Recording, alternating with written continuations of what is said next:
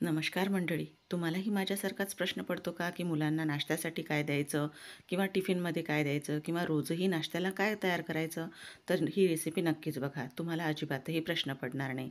कारण आपण एकाच मिश्रणापासून 2 नाश्त्याचे पदार्थ तयार करणार आहोत. चला तर मग रेसिपीला सुरुवात करूया. इथे बघा एका भांड्यात मी 1 कप एवढा रवा घेतलेला आहे. रवा जाड असला तर मिक्सरला फिरवून घ्यायचा किंवा बारीक असला तरीही चालेल.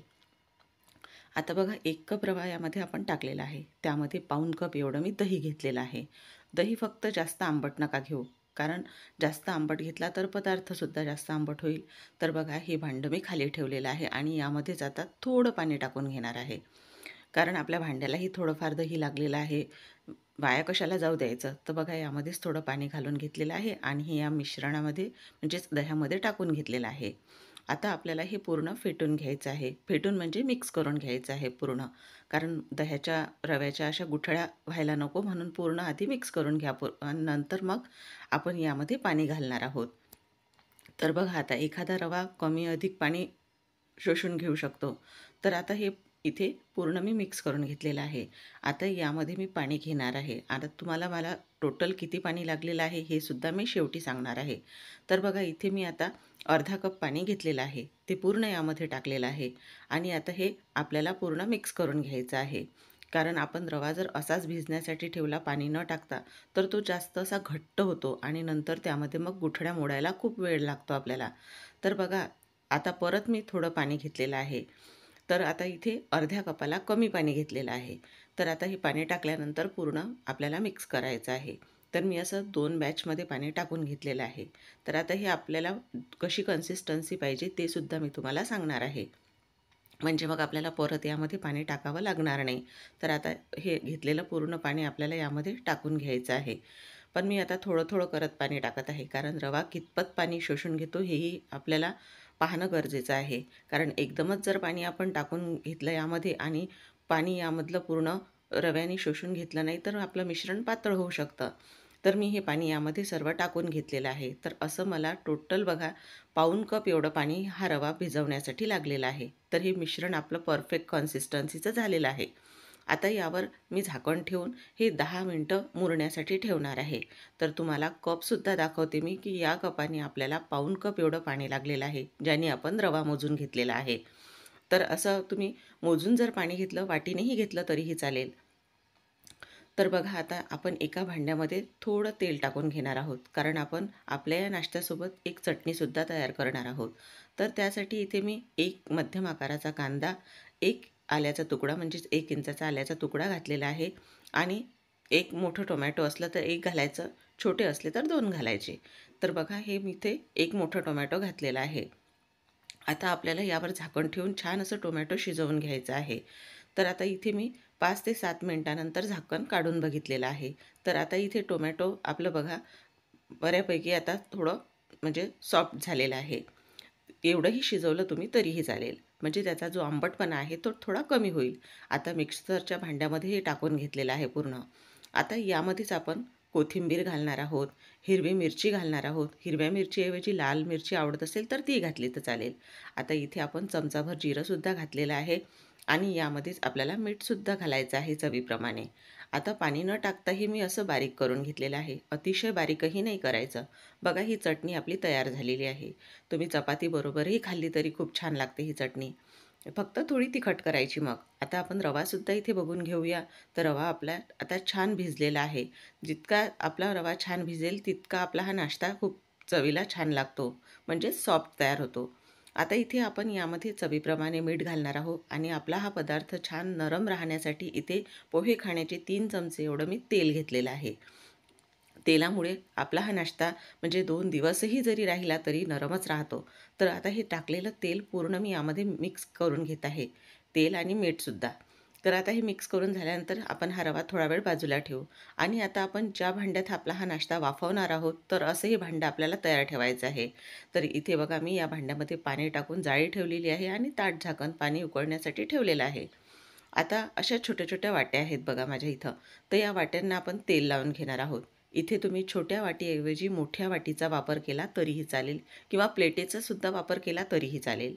आता सर्व वाट्यांना बघा असं मी तेल लावून घेत आहे. म्हणजे सहज आपला पदार्थ या वाटीच्या बाहेर निघून येईल. तर बघा ह्या पूर्ण वाट्या अशा छोट्या-छोट्या मी घेतलेल्या आहे, कारण मुलांना बघूनच हा नाश्ता खावासा वाटतो मग आणि दिसायलाही सुंदर दिसतो. तर बघा इथे आता मी 1 टोमॅटो, कांदा आणि शिमला मिर्च असं बारीक चिरून घेतलेले आहे. तर आता हे आपण म्हणजे छान कलरफुल असा नाश्ता तर होतोच आणि शिवाय मुलांच्या पोटातही भाज्या जातात. इथे दुसऱ्या भाज्याचाही तुम्ही वापर करू शकता. तर बघा आता हे आपण यामध्ये घेतलेलं पूर्ण साहित्य टाकून घेणार आहोत आणि छान असं हे मिक्स करून घेणार आहोत.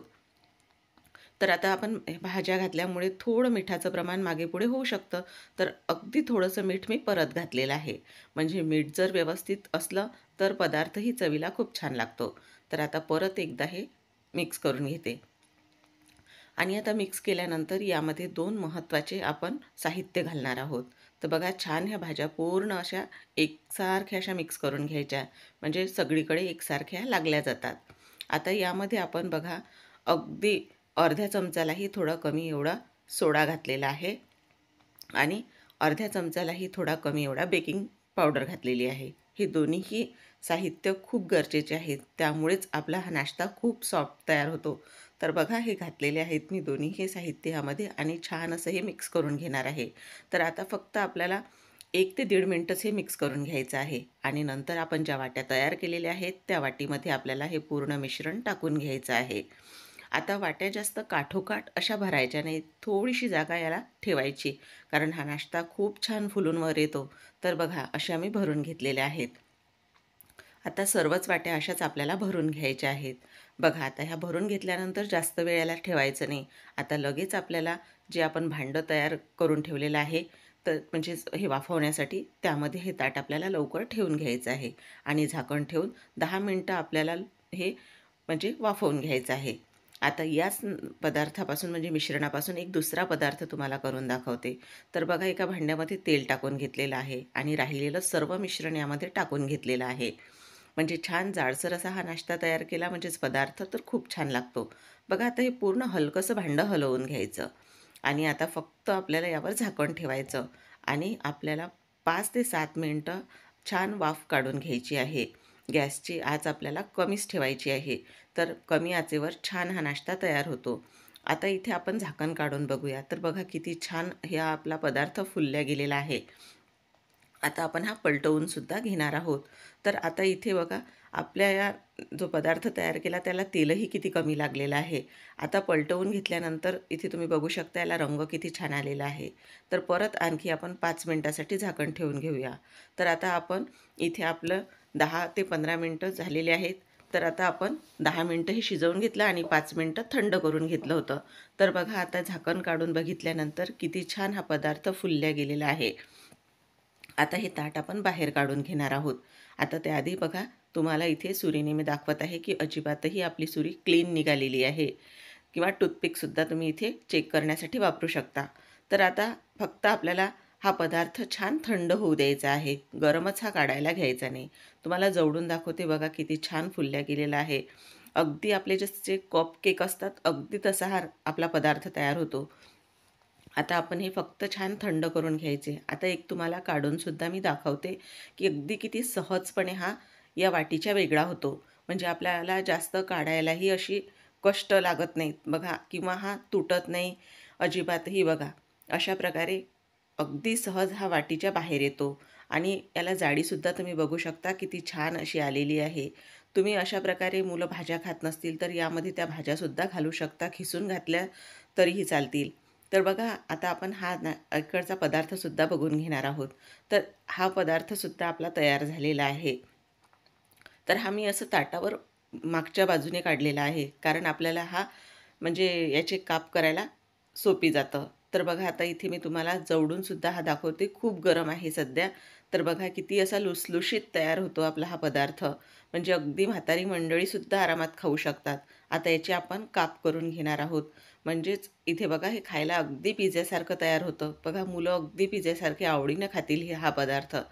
तर हा अशा प्रकारे बघा आपला हा एकाच मिश्रणापासून दुसरासुद्धा पदार्थ तयार झालेला आहे आणि किती सॉफ्ट आणि जाळीदार हा पदार्थ तयार होतो. अगदी एकदम लुसलुशीत असा. तर बघा आता आपले दोन्हीही पदार्थ तयार झालेले आहे आणि चटणीसुद्धा तयार झालेली आहे. तर मंडळी, तुम्हाला ही नाश्त्याची रेसिपी कशी वाटली मला कमेंट करून नक्की कळवा आणि मी सांगितलेल्या टिप्ससुद्धा लक्षात ठेवा, म्हणजे तुमचाही पदार्थ असाच तयार होईल. आणि रेसिपी आवडली असेल तर चॅनललासुद्धा नक्की सबस्क्राईब करा आणि एक लाईक करायला मात्र विसरू नका. तुम्ही लाईक करायला विसरता. पुन्हा अशाच आपण छान छान रेसिपीसोबत परत भेटूया. तोपर्यंत धन्यवाद.